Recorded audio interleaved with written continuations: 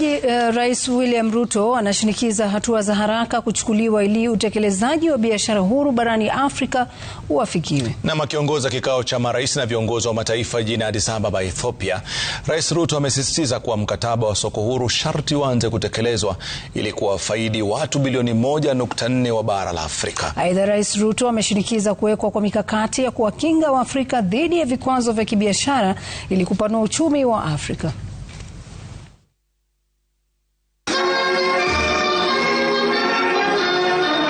Shinikizo la Rais William Ruto kwa marais wa mataifa ya bara Afrika ambao wanahudhuria kongamano la Addis linalenga kukwamua mikakati ya kuafikia utekelezaji wa soko huru barani ili watu bilioni 1.4 wanaoishi barani waweze kuinuliwa kiuchumi. Shinikizo hilo likija wakati ambapo sera za kibiashara zinabadilika kimataifa. Africa's private sector already accounts for the majority of production, investment, credit uptake and employment across our economies.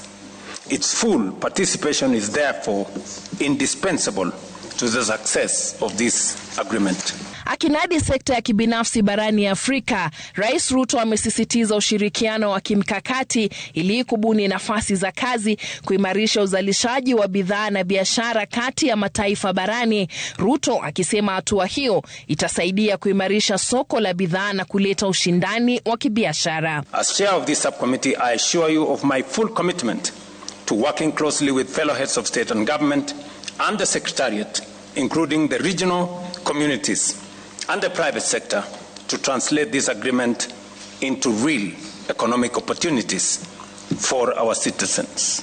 Rais Ruto akisema kuwa kuimarishwa kwa biashara kati ya mataifa ya bara Afrika kutawezesha ukuaji wa uchumi wa mataifa ya Afrika na kuyaweka kwenye ramani ya dunia. Many of these enterprises are ready to expand beyond national borders and take advantage of continental market access.